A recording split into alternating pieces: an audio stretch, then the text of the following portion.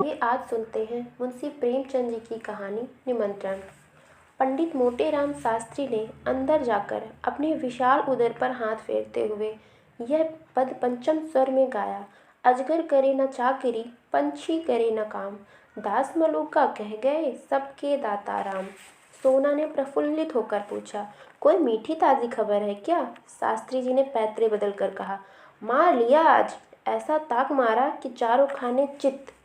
सोना, कहीं पहले की भांति अब भी धोखा ना हो, पक्का पोढ़ा कर लिया है ना? मोटेराम ने मूछें अटते हुए कहा, ऐसा सुगन मुंह से न निकालो। बड़े जब तक के बाद यह शुभ दिन आया है, जो तैयारियां करनी हो कर लो। सोना, वह तो करूंगी ही, क्या इतना भी न जानती? जन्म भर घास खोट थोड़े ही काटती रहूंगी, मगर है घर भर का ना। मोटेराम, अब और कैसे कहूँ, पूरे घर भर का है। इसका अर्थ समझ में ना आया हो तो मुझसे पूछो। विद्वानों की बात समझना सबका काम नहीं है, मगर उनकी बात सभी समझ ले तो उनकी विद्वत्ता का क्या महत्व।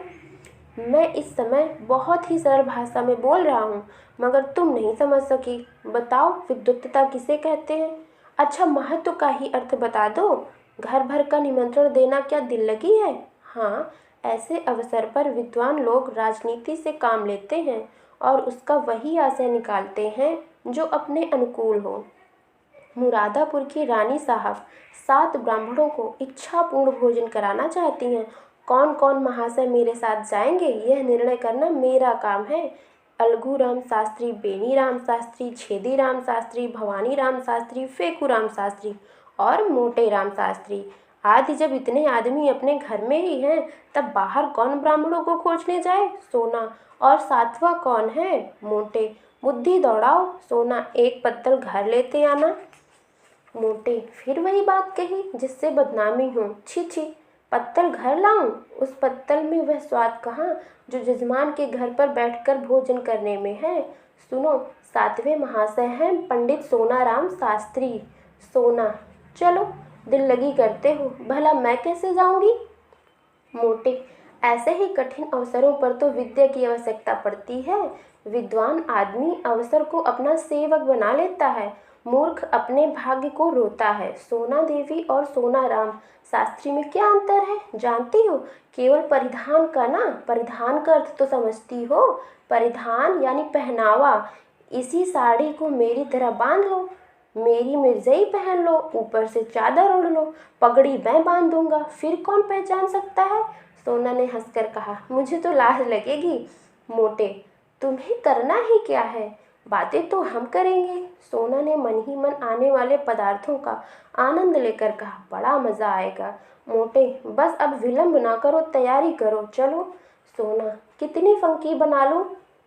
मोटे, यह मैं नहीं जानता, बस यही आदर से सामने रखो कि अधिक से अधिक लाभ हो। सहसा सोना देवी को एक बात याद आ गई। बोली, अच्छा, इन बिच्छुओं को मैं क्या करूंगी? मोटेराम ने त्योरी चढ़ाकर कहा, उन्हें उठाकर रख देना। और क्या करोगी? सोना, हाँ जी, क्यों नहीं, उतार कर क्यों रखूंगी? मोटे, तो क्या तुम्हारे बिछुए पहनने से ही मैं जी रहा हूँ? जीता हूँ पौष्टिक पदार्थों के सेवन से, तुम्हारे बिछुओं से नहीं। सोना, नहीं भाई, मैं बिछुए नहीं उतारूंगी। मोटेराम ने सोच कर कहा, अच्छा, पहने चलो, कोई हानि नहीं। गोवर्धनदारी यह बात हम भी हर लेंगे, बस पाँव में बहुत से कपड़े लपेट लेना। मैं कह दूंगा इन पंडित जी को पील पाँव हो गया है। क्यों, कैसी सूझी? पंडिताइन ने पति देव को प्रशंसा सूचक नेत्रों से देखकर कहा, जन्म भर पढ़ा लिखा है। संध्या समय पंडित जी ने 5 पुत्रों को बुलाया और उपदेश देने लगे। पुत्रों, कोई काम करने से पहले खूब सोच समझ लेना चाहिए कि कैसे क्या होगा। मान लो रानी साहब ने तुम लोगों का पता ठिकाना पूछा, आरंभ किया, तो तुम लोग क्या उत्तर दोगे? यह तो महान मूर्खता होगी कि तुम सब मेरा नाम लो। सोचो, कितने कलंक की लज्जा की बात है। मुझ जैसा विद्वान केवल भोजन के लिए इतना बड़ा कुचक्र रचे, इसलिए तुम सब थोड़ी देर के लिए मुझे भूल जाओ कि मेरे पुत्र हो तुम। कोई मेरा नाम ना बतलाना, संसार में नामों की कमी थोड़ी है। कोई अच्छा सा नाम चुनकर बता देना। पिता का नाम बदल देने से कोई गाली थोड़ी लगती है, यह कोई अपराध नहीं है। अलगू, आप ही बता दीजिए। मोटे, अच्छी बात है, बहुत अच्छी बात है। हाँ, इतने महत्व का काम तो मुझे स्वयं करना चाहिए। अच्छा सुनो, अलगू राम के पिता का नाम है पंडित केशव पांडे। खूब से याद कर लो। बेडीराम के पिता का नाम है मंगरू ओझा। याद है ना? छेदीराम के पिता हैं पंडित दमड़ी तिवारी। और भवानी, तुम गंगू पांडे बतलाना। खूब से याद कर लो। अब रहे फेकूराम। बेटा तुम बतलाना सेतुराम पाठक। हो गए सबके नामकरण? अच्छा, अब मैं परीक्षा लूँगा, होशियार रहना। बोलो अलगू, तुम्हारे पिता का क्या नाम है? अलगू, पंडित केशव पांडे। बेनी, तुम बताओ? दमड़ी तिवारी। छेदी, यह तो मेरे पिता का नाम था। बेनी, अरे मैं तो भूल गया। मोटे, भूल गए? पंडित के पुत्र होकर तुम एक नाम याद नहीं रह सकते? बड़े दुख की बात है। मुझे पांचों नाम याद हैं, तुम्हें एक नहीं हो रहा। सुनो, तुम्हारे पिता का नाम है मंगरू ओझा। पंडित जी लड़कों की परीक्षा ले ही रहे थे कि उनके परम मित्र पंडित चिंतामणि ने द्वार पर आवाज़ दी। पंडित मोटे राम ऐसे घबराए कि सिर पैर की सुधि न रही। लड़कों को भगाना ही चाहते थे कि पंडित अंदर आ गए। दोनों सज्जनों में बचपन से गाढ़ी दोस्ती है। दोनों बहुधा साथ साथ भोजन करने जाया करते थे और यदि पंडित मोटे राम अव्वल रहते तो पंडित चिंतामणि के द्वितीय पद में कोई बाधक ना हो सकता था। पर आज मोटे राम जी अपने मित्र को साथ नहीं ले जाना चाहते थे।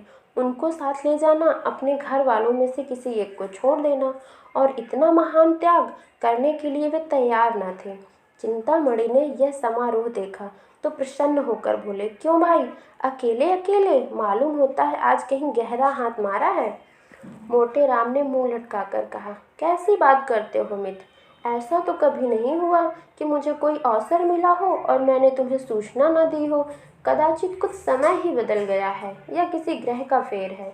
कोई झूठ को भी नहीं बुलाता। पंडित चिंतामणि ने अविश्वास भाव से कहा, कोई ना कोई बात तो है मित्र, नहीं तो ये बालक क्यों यहाँ जमा है? मोटे, तुम्हारी इन्हीं बातों पर मुझे क्रोध आता है। लड़कों की परीक्षा ले रहा हूँ, ब्राह्मण के लड़के हैं, 4 अक्षर पढ़े बिना इनको कौन पूछेगा? चिंतामणि को अब भी विश्वास न आया। उन्होंने सोचा, लड़कों में से इसका पता लग सकता है। फेकूराम सबसे छोटा था। उसी से पूछा, क्या पढ़ रहे हो बेटा, हमें भी सुनाओ।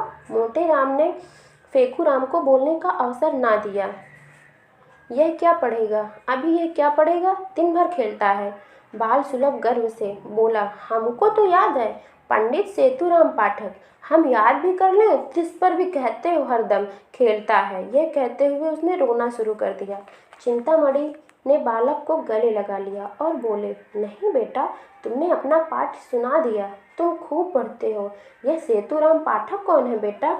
मोटे राम ने बिगड़ कर कहा, तुम भी लड़कों की बातों में आते हो, सुन लिया होगा किसी का नाम, जा बाहर खेल। चिंतामणि अपने मित्र की घबराहट देखकर समझ गए, कोई न कोई रहस्य अवश्य है। बहुत दिमाग लड़ाने पर भी सेतुराम पाठक का आशय उनकी समझ में न आया। अपने परम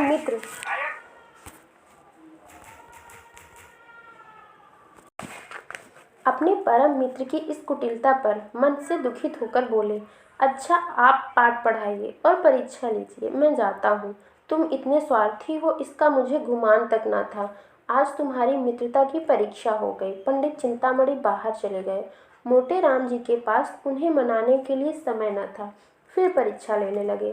सोना ने कहा, मना लो, रूठे जाते हैं, फिर परीक्षा ले लेना। मोटे, जब कोई काम पड़ेगा तब मना लूंगा। निमंत्रण की सूचना पाते ही इनका सारा क्रोध शांत हो जाएगा।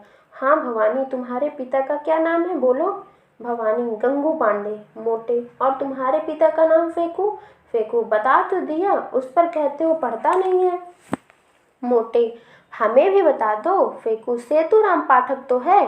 मोटे, बहुत दिन हमारा लड़का बड़ा राजा है। आज तुम्हें अपने साथ बिठाएंगे और सबसे अच्छा माल तुम्ही को खिलाएंगे। सोना, हमें भी कोई नाम बता दो। मोटे राम ने रसिकता से मुस्कुराकर कहा, तुम्हारा नाम है पंडित मोहन स्वरूप शुक्ल। सोना देवी ने लगाकर सिर झुका लिया। सोना देवी तो लड़कों को कपड़े पहनाने लगी। उधर फेकू आनंद की उमंग में घर से बाहर निकला। पंडित चिंतामणि रूठ कर तो चले थे, पर कौतूहलवश अभी तक द्वार पर दुबके खड़े थे। इन बातों की भनक इतनी देर में उनके कानों में पड़ी।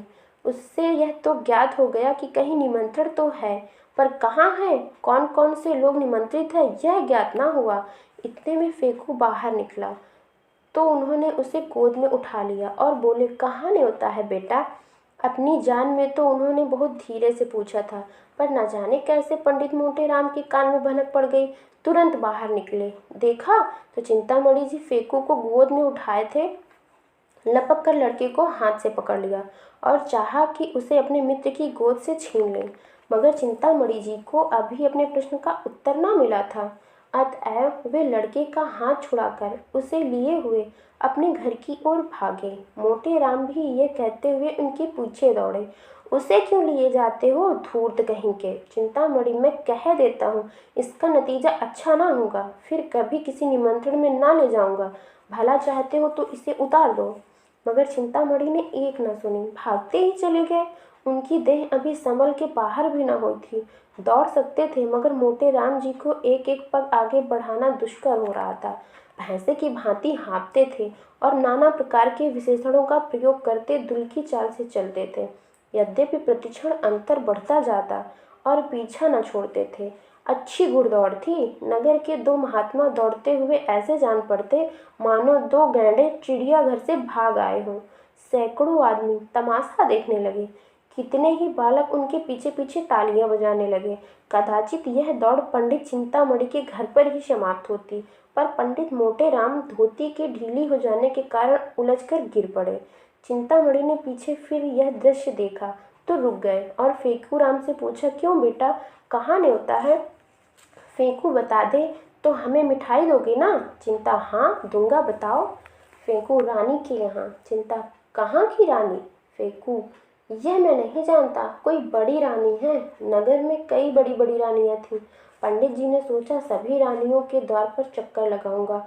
जहाँ भोज होगा वहाँ कुछ भीड़ भाड़ होगी ही, पता चल ही जाएगा। यह निश्चय करके वे लौट पड़े, सहानुभूति प्रकट करने। अब कोई बाधा न थी।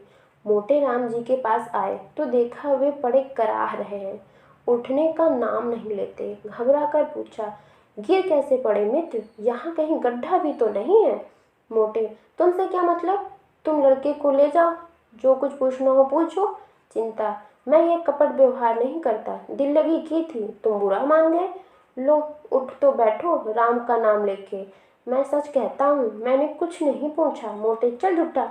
चिंता, जनेऊ हाथ में लेकर कहता हूँ। मोटे, तुम्हारी शपथ का विश्वास नहीं है।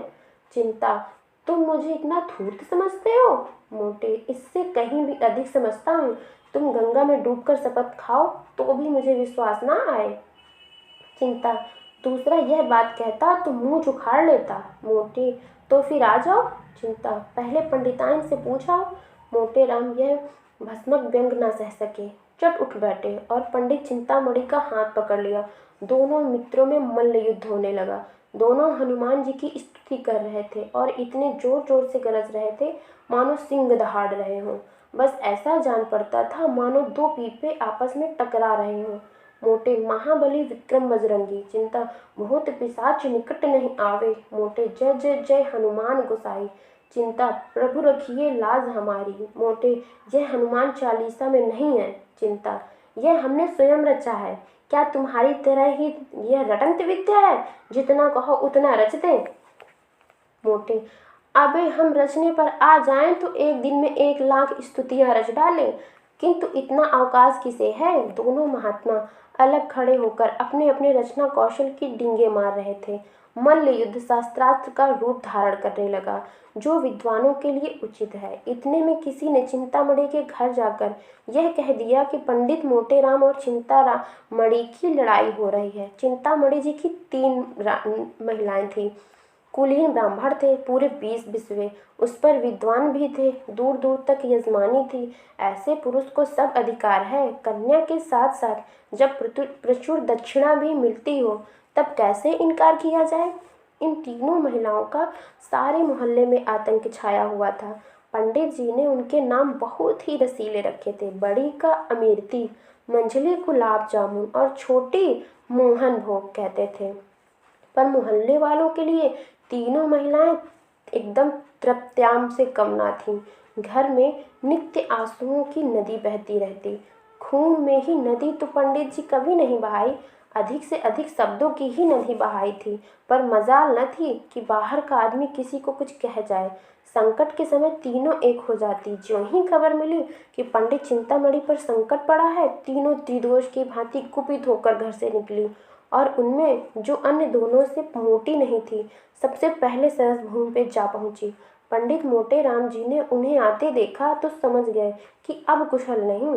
अपना हाथ छुड़ाकर भागे, पीछे फिर कभी न देखा। चिंतामणि जी ने बहुत ललकारा, पर मोटे राम ना रुके। चिंता, अजी भागे क्यों? ठहरो तो, कुछ मजा तो चखते जाओ। मोटे, मैं हार गया भाई, मैं हार गया। चिंता, अभी कुछ दक्षिणा तो ले लो।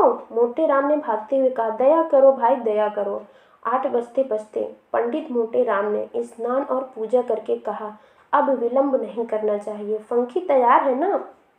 सोना, फंक के लिए तो कब से बैठे हूँ, तुम्हें तो जैसे किसी बात की सुध ही नहीं रहती। रात को कौन देखता है कि कितनी दूर तक पूजा करते हो? मोटे, मैं तुझसे एक नहीं 1000 बार कह चुका हूँ कि मेरे काम में मत बोला करो। मैंने इतना विलंब क्यों किया? तुम्हें ईश्वर ने इतनी बुद्धि नहीं दी। जल्दी जाने से अपमान होता है। जमाना समझता है लोभी है, भुक्खड़ है, इसलिए चतुर लोग विलंब से जाया करते हैं। मैं बुलाने की प्रतीक्षा कर रहा हूँ, कोई न कोई आता ही होगा। लाओ थोड़ी फंकी, बालकों को भी खिला दिया है ना? सोना, उन्हें तो मैंने सांझ को ही खिला दिया था। मोटे, कोई सोया तो नहीं? सोना, आज भला कौन सोएगा? सब भूख भूख चिल्ला रहे थे तो मैंने 1 पैसे का चबेना मंगवा दिया। सबके सब ऊपर बैठे खा रहे हैं। सुनते नहीं हो, मारपीट हो रही है। मोटे राम ने दांत पीस कर कहा, जी चाहता है तुम्हारी गर्दन मरोड़ दूं। भला इस समय चबेना कौन मंगवाता है? चबेना खा लेंगे तो वहाँ क्या खाएंगे, तुम्हारा सिर? छी छी, जरा भी बुद्धि नहीं है। सोना ने अपराध स्वीकार करते हुए कहा, हाँ भूल तो हुई, पर सबके सब इतना कोलाहल मचाए हुए थे, सुना नहीं जा रहा था। मोटे, रोते ही थे तो रोने देती। रोने से उनका पेट न भरता, बल्कि और भूख खुल जाती। सहसा एक आदमी ने बाहर से आवाज दी, पंडित जी, महारानी बुला रही हैं और लोगों को लेकर जल्दी चलो। पंडित जी ने पत्नी की ओर गर्व से कहा, देखा, इसे कहते हैं निमंत्रण। अब तैयारी करनी चाहिए। बाहर आकर पंडित जी ने उस आदमी से पूछा, तुम एक क्षण और न आते तो मैं कथा सुनाने चला जाता, मुझे बिल्कुल याद न था। चलो, हम बहुत शीघ्र आते हैं। 9 बजते बजते पंडित मोटेराम, बाल गोपाल सहित रानी सबके द्वार पर जा पहुँचे। रानी बड़ी विशालकाय एवं तेजस्विनी महिला थी। इस समय वे काल चौबीदार तकिया लगाए तख्त पर बैठी हुई थी। 2 आदमी हाथ बांधे पीछे खड़े थे। बिजली का पंखा चल रहा था। पंडित जी को देखते ही रानी ने तख्त से उठकर चरण स्पर्श किया और इस बालक मंडल को देखते हुए मुस्कुराती हुई बोली, इन बच्चों को आप कहाँ से पकड़ लाए? मोटे, करता क्या, सारा नगर छान मारा, किसी पंडित ने आना स्वीकार ही न किया। कोई किसी के यहाँ निमंत्रित है तो कोई किसी के यहाँ। तब जबरदस्ती प्रत्येक के घर से जो बालक मिला उसे पकड़ लाया। क्यों फेकूराम, तुम्हारे पिताजी का क्या नाम है? फेकूराम ने गर्व से कहा, पंडित सेतुराम। रानी, बालक तो बड़ा होनहार है। और बालकों को भी उत्कंठा हो रही थी कि हमारी भी परीक्षा ली जाए। लेकिन जब पंडित जी ने उनसे कोई प्रश्न ना किया और उधर रानी ने फेकूराम की तारीफ कर दी, तब तो वे अधीर हो उठे। भवानी बोला, मेरे पिता का नाम है पंडित गंगूराम पांडे। छेदी बोला, और मेरे पिता का नाम है दमड़ी तिवारी। बेनीराम ने कहा, मेरे पिता का नाम है मंगरू ओझा। अलगूराम समझदार था, चुपचाप खड़ा रहा। रानी ने उसे पूछा, तुम्हारे पिता का क्या नाम है जी? अलगू को इस वक्त पिता का नाम याद न आया, ना ही उसे सूझा कि कोई और नाम ले ले। हत बुद्धि सा खड़ा रहा। पंडित मोटे राम ने जब उसकी ओर दांत पीस कर देखा, तब रहा सहा हवास भी गायब हो गया। फेकू राम ने कहा, हम बता दे भैया, भूल गए? रानी ने आश्चर्य से पूछा, क्या, अपने पिता का नाम भूल गया? यह तो विचित्र बात देखी। मोटे राम ने अलगू के पास जाकर कहा, कहाँ से है? अलगू राम बोल उठा, केशव पांडे। रानी, तो अब तक क्यों चुप थे? मोटे, कुछ ऊंचा सुनता है सरकार। रानी, मैंने सामान तो बहुत सा मंगवाया है, सब खराब होगा, लड़के क्या खाएंगे? मोटे, सरकार इन्हें बालक न समझे, इनमें से जो सबसे छोटा है वह 2 पत्तल खाकर उठेगा। जब सामने पत्तलें पड़ गईं और भंडारी चांदी की थालों में एक से एक उत्तम पदार्थ ला ला कर परोसने लगा, तब पंडित मोटेराम की आंखें खुल गई। उन्हें आए दिन निमंत्रण मिलते थे, पर ऐसे अनुपम पदार्थ कभी सामने न आए थे। घी की ऐसी सौंधी सुगंध उन्हें कभी न मिली थी। प्रत्येक वस्तु से केवड़े और गुलाब की लपटें उड़ रही थी, घी टपक रहा था। पंडित जी ने सोचा, ऐसे पदार्थों से कभी पेट भर सकता है? मानो खा जाऊं, फिर भी और खाने को जी करे। पंडित जी को इस वक्त अपने परम मित्र पंडित चिंतामणि की याद आई। अगर वे होते तो रंग जम जाता, उनके बिना रंग फीका रहेगा। यहाँ दूसरा कौन है जिससे मैं लांग डांट करूं? लड़के दो पत्तलों में चीं बोल जाएंगे। सोना कुछ साथ देगी, मगर कब तक? चिंतामणि के बिना रंग न गठेगा। वे मुझे ललकारेंगे, मैं उन्हें ललकारूंगा। उस उमंग में पत्तली को कौन गिनती? हमारी देखा देखी लड़के भी डर जाएंगे। ओह, बड़ी भूल हो गई। यह ख्याल मुझे पहले न आया। रानी साहब से कहूँ, बुरा तो नहीं मानेंगी? ओह, जो कुछ हो, एक बार जोर तो लगाना चाहिए। तुरंत खड़े होकर रानी साहब से बोले, सरकार आज्ञा हो तो कुछ कहूँ?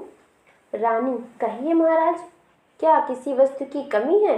मोटे, नहीं सरकार, किसी बात की कमी नहीं है। ऐसे उत्तम पदार्थ तो मैंने कभी नहीं देखे। सारे नगर में आपकी कीर्ति फैल जाएगी। मेरे एक परम मित्र हैं, चिंतामणि, आज्ञा हो तो उन्हें भी बुला लूं? बड़े विद्वान कर्मनिष्ठ ब्राह्मण हैं, उनके जोड़ का इस नगर में दूसरा नहीं है। मैं उन्हें निमंत्रण देना भूल गया था, अभी शुद्ध आई। रानी, आपकी इच्छा हो तो बुला लीजिए, मगर आने जाने में देर होगी। खाना भी परोस लिया गया है। मोटे, मैं अभी आता हूँ सरकार, दौड़ता हुआ जाऊंगा। रानी, मेरी मोटर ले लीजिए। जब पंडित जी चलने को तैयार हुए, तब सोना ने कहा, तुम्हें आज क्या हो गया है जी? उसे क्यों बुला रहे हो? मोटे, कोई साथ देने वाला भी तो चाहिए। सोना, मैं क्या तुमसे दब जाती? पंडित जी ने मुस्कुराकर कहा, तुम जानती नहीं, घर की बात और है, दंगल की बात और है। पुराना खिलाड़ी मैदान में जाकर जितना नाम करेगा, उतना नया पट्टा नहीं कर सकता। वहाँ बल का काम नहीं, साहस का काम है। बस यहाँ भी वही हाल समझो। झंडे गाड़ दूंगा, समझ लेना। सोना, कहीं लड़के सो गए तो? मोटे, और भूख खुल जाएगी, जगह तो मैं लूंगा। सोना, देख लेना, आज वह तुम्हें पछाड़ देगा, उसके पेट में तो सनीचर है। मोटे, बुद्धि की सर्वत्र प्रधानता रहती है, यह ना समझो कि भोजन करने की कोई विद्या नहीं है। इसका भी एक शास्त्र है, जिसे मथुरा के शनिचरानंद महाराज ने रचा है। चतुर आदमी थोड़ी सी जगह में गृहस्थी बसा लेते हैं, अनाड़ी बहुत सी जगह में भी यही सोचता है कि कौन सी वस्तु कहाँ रखूं। गंवार आदमी पहले से ही हपक हपक कर खाता है, चट एक लोटा पानी पीकर अभर जाता है। चतुर आदमी बड़ी सावधानी से खाता है, उसको कौर नीचे उतारने के लिए पानी की आवश्यकता नहीं पड़ती। देर तक भोजन करते रहने से वह सुपाच्य हो जाता है। चिंतामणि मेरे सामने क्या ठहरेगा? चिंतामणि जी अपने आंगन में उदास बैठे हुए थे। जिस प्राणी को वह अपना परम हितैषी समझते थे, जिसके लिए वे अपने प्राण तक देने को तैयार रहते थे, उसी ने आज उनके साथ बेवफाई की। बेवफाई ही नहीं की, उन्हें उठाकर दे मारा। अमृति देवी बोली, तुम इतना दिल छोटा क्यों करते हो? पितृपक्ष तो आ ही रहा है, ऐसे ऐसे न जाने कितने आएंगे। चिंतामणि, आज किसी अभागे का मुंह देखकर उठा था। लाओ तो पत्र देखूं, कैसा मुहूर्त है। अब नहीं रहा जाता, सारा नगर छान डालूंगा, कहीं तो पता चलेगा नसिका तो दाहिनी चल रही है। एकाएक मोटर की आवाज आई, उसके प्रकाश से पंडित जी का सारा घर जगमगा उठा। वहीं वे खिड़की से झांकने लगे तो मोटे राम को मोटर से उतरते देखा। एक लंबी सांस लेकर चारपाई पर गिर पड़े। मन में कहा, दुष्ट भोजन करके अब यहाँ मुझसे बखान करने आया है। अमृति देवी ने पूछा, कौन है दाढ़ी जार? इतनी रात को जगावत है? मोटे, हम हैं हम, गाली ना दो। अमृति, अरे दुर्मुँह झौसे, तय कौन है? कहते हैं हम हैं हम, कौन जाने तक कौन है? मोटे, अरे हमारी बोली नहीं पहचानती हो? खूब पहचान लो, हम हैं तुम्हारे देवर। अमृति, ए दूर, तोरे मुंह का काल आगे, तोर लहास उठे, हमार देवर बनत है दाढ़ी जार। मोटे, अरे हम हैं मोटे राम शास्त्री, क्या इतना भी नहीं पहचानती? चिंतामणि घर में है। अमृति ने किवाड़ खोल दिया और तिरस्कार भाव में बोली, अरे तुम थे तो नाम क्यों नहीं बताते? जब इतनी गालियां खा ली तो बोल निकला, क्या है बताओ? मोटे, कुछ नहीं, चिंतामणि जी को शुभ संवाद देने आया हूँ। रानी साहब ने उन्हें याद किया है। अमृति, भोजन के बाद बुलाकर क्या करेंगी? मोटे, अभी भोजन कहाँ हुआ है? मैंने जब इनकी विद्या, कर्मनिष्ठा, सद्विचार की प्रशंसा की तब मुग्ध हो गई रानी। मुझसे कहा कि उन्हें मोटर पर लाओ। क्या सो गए? चिंतामणि चारपाई पर पड़े पड़े सुन रहे थे। जी में आता था चलकर मोटे राम के चरणों पर गिर पड़ूं। उनके विषय में अब तक जितने कुत्सित विचार उठे थे सब लुप्त हो गए। ग्लानि का आविर्भाव हुआ, रोने लगे। अरे भाई, आते हो या सोते ही रहोगे? यह कहते हुए मोटे राम उनके सामने जाकर खड़े हो गए। चिंता, तब क्यों न ले गए? जब इतनी दुर्दशा कर लिए तब आए। अभी तक पीठ में दर्द हो रहा है। मोटे, आजी वह ताल मार खिलाऊंगा कि सारा दर्द भाग जाएगा। चिंता, तुम बेचारे मुझे क्या पछाड़ोगे? सारे शहर में तो कोई मुझसा माई का लाल दिखाई नहीं देता। हमें शनिचरी का इष्ट है। मोटे, आजी यहाँ बरसों तपस्या की है, भंडारे का भंडारा साफ कर दें और इच्छा ज्यों की त्यों बनी रहे। बस यही समझ लो कि भोजन करके हम खड़े नहीं रह सकते। चलना तो दूसरी बात है, गाड़ी पर लद कर आते हैं। चिंता, तो यह कौन सी बड़ी बात है? यहाँ तो टिकटी पर उठाकर लाए जाते हैं। ऐसी ऐसी डकारे लेते हैं कि जान पड़ता है बम गोला छूट रहा है। एक बार खुफिया पुलिस ने बम गोले के संदेह में घर की तलाशी तक ले ली थी। मोटे, झूठ बोलते हो, कोई इस तरह नहीं डकार सकता। चिंता, अच्छा तो आज सुन लेना, डर कर भाग न जाओ तो कहना। एक क्षण में दोनों मित्र मोटर पर बैठे और मोटर चली। रास्ते में पंडित चिंतामणि को शंका हुई कि कहीं ऐसा ना हो कि पंडित मोटे राम का पिछलग्गू समझा जाऊं और मेरा यथेष्ट सम्मान ना हो। उचित पंडित, उधर पंडित मोटे राम को भी भय हुआ कि कहीं महाशय मेरे प्रतिद्वंदी न बन जाएं और रानी साहब पर अपना रंग न जमा ले। दोनों अपने अपने मंसूबे बांधने लगे। ज्यों ही मोटर रानी के भवन पहुंची, दोनों महाशय उतरे। अब मोटे राम चाहते थे कि मैं पहले रानी के पास पहुंच जाऊं और कह दूं कि पंडित को ले आया, और चिंतामणि चाहते थे कि मैं पहले रानी के पास पहुंचूं और अपना रंग जमा दूं। दोनों कदम बढ़ाने लगे। चिंतामणि हल्के होने के कारण जरा आगे बढ़ गए तो पंडित मोटेराम दौड़ने लगे। चिंतामणि भी दौड़ पड़े। घुड़दौड़ होने लगी।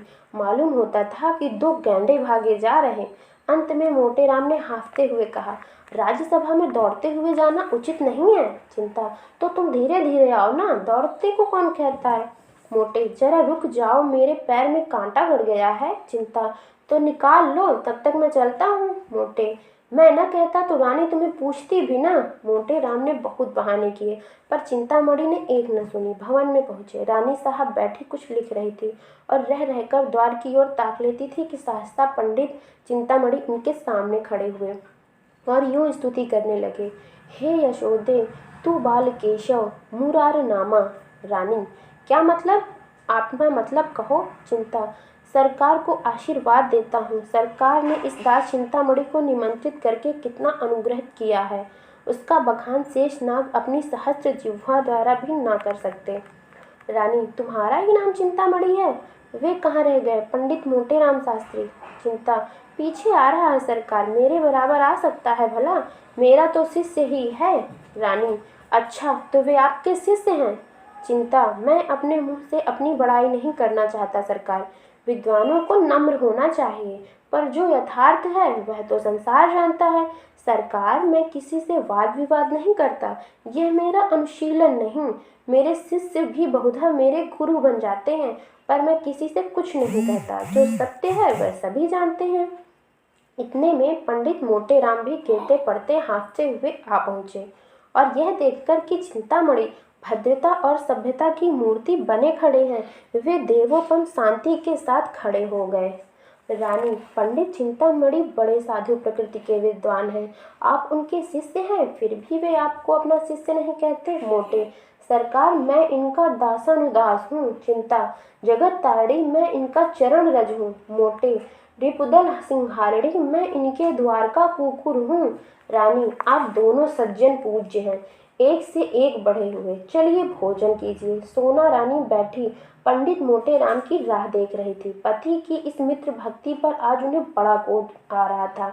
बड़े लड़के के विषय में तो कोई चिंता न थी, लेकिन छोटे बच्चों के सो जाने का भय था। उन्हें किस्से कहानियां सुना सुनाकर बहला रही थी। भंडारी ने आकर कहा, महाराज चलो। दोनों पंडित जी आसन पर बैठ गए। फिर क्या था, बच्चे कूद कूद कर भोजनशाला में जा पहुंचे। देखा तो दोनों पंडित दो वीरों की भांति आमने सामने डटे बैठे हैं। दोनों अपना अपना पुरुषार्थ दिखाने के लिए आधीर हो रहे हैं। चिंता, भंडारी जी तुम परोसने में बड़ा विलंब करते हो, क्या भीतर जाकर सोने लगते हो? भंडारी, चुपाई मारे बैठे रहो। जौन कछु होई सब आ जाई, घबराए का नहीं होत। तुम्हारे सिवाय और कोई जिवैया थोड़ी बैठा है। मोटे, भैया भोजन करने के पहले कुछ देर सुगंध का स्वाद तो लो। चिंता, आज सुगंध गया चूल्हे में। सुगंध देवता लोग लेते हैं, अपने लोग तो भोजन करते हैं। मोटे, अच्छा बताओ पहले किस चीज में हाथ फेरोगे? चिंता, मैं जाता हूँ भीतर से सब चीजें एक साथ लिए आता हूँ। मोटे, धीरज धरो भैया, सब पदार्थों को आ जाने दो, ठाकुर जी का भोग तो लग जाए। चिंता, तो बैठे क्यों हो, तब तक भोग ही लगा लो। एक बाधा तो मिटे, नहीं तो लाओ मैं चटपट भोग लगा दूं, व्यर्थ देर करोगे। इतने में रानी आ गई। चिंतामणि सावधान हो गए, रामायण की चौपाई पढ़ने लगे। पंडित मोटे राम ने देखा कि चिंतामणि का रंग जमता जा रहा है। वे भी अपनी विद्वत्ता प्रकट करने को व्याकुल हो गए। बहुत दिमाग लगाया पर कोई श्लोक याद न आया, कोई कविता याद न आई। तब उनके सीधे साधे राम नाम का पाठ आरंभ कर दिया। राम भज राम भज राम भज रे। इन्होंने इतने ऊंचे स्वर से जाप करना शुरू किया कि चिंतामणि को भी अपना स्वर ऊंचा करना पड़ा। मोटे राम और जोर से गरजने लगे। इतने में भंडारी ने कहा, महाराज अब भोग लगाइए। यह सुनकर उस प्रतिस्पर्धा का अंत हुआ। भोग की तैयारी हुई। बाल वृंद सजग हो गया। किसी ने घंटा लिया, किसी ने घड़ियाल, किसी ने शंख, किसी ने करताल, और चिंतामणि ने आरती उठा ली। मोटे राम मन में ऐंठ कर रह गए। रानी के समीप जाने का यह अवसर उनके हाथ से निकल गया, पर यह किसे मालूम था कि इस विधि वाम उधर कुछ और ही कुटिल क्रीड़ा कर रहा है। आरती समाप्त हो गई थी। भोजन शुरू होने को ही था कि एक कुत्ता न जाने किधर से आया। पंडित चिंतामणि के हाथ से लड्डू थाल में गिर पड़ा। पंडित मोटे राम अचकचा कर रह गए। सर्वनाश! चिंतामणि ने मोटे राम से इशारे में कहा, अब क्या कहते हो मित्र, कोई उपाय निकालो, यहाँ तो कमर टूट गई। मोटे राम ने लंबी सांस खींचकर कहा, अब क्या हो सकता है? यह ससुर आया किधर से? रानी पास ही खड़ी थी। उन्होंने कहा, अरे कुत्ता किधर से आया? यह रोज बांधा रहता है, आज कैसे छूट गया? अब तो रसोई भ्रष्ट हो गई। चिंता, सरकार आचार्यों ने इस विषय में मोटे कोई हर्ज नहीं है। सरकार कोई हर्ज नहीं है। सोना, भाग्य फूट गया। जोहत जोहत आधी रात बीत गई, तब ई विपता फाड़ पड़ी। चिंता, सरकार स्वान के मुख में अमृत। मोटे, तो अब आज्ञा हो तो चले? रानी, हाँ और क्या। मुझे बड़ा दुख है कि इस कुत्ते ने आज इतना बड़ा अनर्थ कर डाला। तुम बड़े गुस्ताख हो गए टॉमी। भंडारी, ये पत्तल उठाकर मेहतर को दे दो। चिंता, छाती फटी जाती थी। सोना को बालकों पर दया आई। बेचारे इतनी देर देवोपम धैर्य के साथ बैठे थे। बस चलता तो कुत्तों को गला घोट देती। बोली, लड़कन का तो दोष नहीं परत है, इन्हें काहे नहीं खवाए देत को। चिंता, मोटे राम महादुष्ट है, इसकी दृष्टि भ्रष्ट हो गई है। सोना, ऐसे तो बड़े विद्वान बने रहते हैं, अब काहे नहीं बोलत बनत? मुंह में दही जम गया है, जीभें नहीं खुलत हैं। चिंता, सत्य कहता हूँ, रानी को चकमा दे देता। उस दुष्ट के मारे सब भेद खुल गया। सारी अभिलाषाएं मन में रह गई। ऐसे पदार्थ अब कहाँ मिल सकते हैं? सोना, सारी मनुष्यई निकल गई, घर ही में गरजेंगे। रानी ने भंडारी को बुलाकर कहा, इन छोटे छोटे तीनों बच्चों को खिला दो। ये बेचारे क्यों भूखे मरे? क्यों फेंकू राम, मिठाई खाओगे? फेंकू, इसीलिए तो आए हैं। रानी, कितनी मिठाई खाओगे? फेंकू, बहुत सी, इतनी। रानी, अच्छी बात है, जितनी खाओगे उतनी मिलेंगी, पर जो बात है पूछूं वह बतानी पड़ेगी, बताओगे ना? फेंकू, हाँ बताऊंगा, पूछिए। रानी, झूठ बोले तो एक मिठाई ना मिलेगी, समझ गए? फेंकू, मत दीजिएगा, मैं झूठ बोलूंगा ही नहीं। रानी, अपने पिता का नाम बताओ। मोटे, बालकों को हरदम सब बातें स्मरण नहीं रहती, उसने तो आते ही बता दिया था। रानी, मैं फिर पूछती हूँ, इसमें आपकी क्या हानि है? चिंता, नाम पूछने में कोई हर्ज नहीं। मोटे, तुम चुप रहो चिंतामणि, नहीं तो ठीक न होगा। मेरे क्रोध को अभी तुम नहीं जानते, दबा बैठूंगा तो रोते भागोगे। रानी, आप तो व्यर्थ इतना क्रोध कर रहे हैं। बोलो फेंकूराम, तुम क्यों चुप हो? फिर मिठाई न पाओगे। चिंता, महारानी की इतनी दया दृष्टि तुम्हारे ऊपर है, बता दो बेटा। मोटे, चिंतामणि जी, मैं देख रहा हूँ तुम्हारे अधीन आए हैं। वह नहीं बताता तुम्हारा साजा, आए वहां से बड़े खैरख्वाह बन के। सोना, अरे हाँ, लड़कन से ई सब पवारा से का मतलब? तुमका धर्म परे मिठाई देव ना, धर्म परे ना देव। ई का की बाप का नाम बताओ तब मिठाई देव। फेखूराम ने धीरे से कोई नाम लिया। इस पर पंडित जी ने उसे इतने जोर से डांटा कि उसकी आधी बात मुंह में ही रह गई। रानी, क्यों डांटते हो? उसे बोलने क्यों नहीं देते? बोलो बेटा। मोटे, आप हमें अपने द्वार पर बुलाकर हमारा अपमान कर रही हैं। चिंता, इसमें अपमान की तो कोई बात नहीं है भाई। मोटे, अब हम इस द्वार पर कभी न आएंगे, यहाँ सब पुरुषों का अपमान किया जाता है। अलगू, कहिए तो मैं चिंतामणि को एक पटकन लगा दूं। मोटे, नहीं बेटा, दुष्टों को परमात्मा स्वयं दंड देता है। चलो यहाँ से चलें, अब भूलकर यहाँ नहीं आएंगे। खिलाना न पिलाना, द्वार पर बुलाकर ब्राह्मणों का अपमान करना, तभी तो देश में आग लगी हुई है। चिंता, मोटे राम, महारानी के सामने तुम्हें इतनी कटु बातें नहीं करनी चाहिए। मोटे, तुम तो चुप ही रहो, नहीं तो सारा क्रोध तुम्हारे ही सिर जाएगा। माता पिता का पता नहीं, ब्राह्मण बनने चले हैं। तुम्हें कौन कहता है ब्राह्मण? चिंता, जो कुछ मान चाहे कह लो, चंद्रमा पर थूकने से थूक अपने ही मुंह पर पड़ता है। जब तुम धर्म एक लक्षण नहीं जानते, तब तुमसे क्या बात कहूँ। ब्राह्मण को धैर्य रखना चाहिए। मोटे, पेट के गुलाम हो, ठकुर सुहाती कर रहे हो, एक अकाध पत्तल मिल जाए, यहाँ मर्यादा का पालन करते रहें। चिंता, कह तो दिया भाई कि तुम बड़े, मैं छोटा, अब और क्या कहूँ। तुम सत्य कहते हो, मैं ब्राह्मण नहीं शूद्र हूँ। रानी, ऐसा न कहिए चिंतामणि जी, इसका बदला ना लिया तो कहना। यह कहते हुए पंडित मोटे राम बालक वृंद के साथ बाहर चले गए और भाग्य को कोसते हुए घर को चले। बार बार पछता रहे थे कि दुष्ट चिंतामणि को क्यों बुला लाए। सोना ने कहा, भांडा फूटत फूटत बच गया, फेकुआ नाव बताए देता। काहे रे, अपने बाप का नाव बताए देते? फेंकू, और क्या, वे तो सच सच पूछ रही थी ना। मोटे, चिंतामणि ने रंग जमा लिया, अब आनंद से भोजन करेगा। सोना, तुम्हारे को विद्या काम ना आई, तौन बाजी मार ले गवा। मोटे, मैं तो जानता हूँ, रानी ने जानबूझकर कुत्ते को बुला लिया था। सोना, मैं तो उकारा मुंह देख ताड़ गई कि हमका पहचान गई। उधर ते ये लोग पछताते चले जाते, उधर चिंतामणि की 5 उंगलियां घी में थी, आसन मारे भोजन कर रहे थे। रानी अपने हाथों से मिठाइयाँ परोस रही थी, वार्तालाप भी होता जा रहा था। रानी, बड़ा धूर्त है, मैंने बालकों को देखते ही समझ गई थी, अपनी स्त्री को भेष बदल कर लाते उसे लज्जा भी न आई। चिंता, मुझे कोस रहे होंगे। रानी, मुझसे उड़ने चला था, मैंने भी कहा था बच्चों तुमको ऐसी शिक्षा दूंगी कि उम्र भर याद रखोगे। टॉमी को बुला लिया। चिंता, सरकार की बुद्धि धन्य है।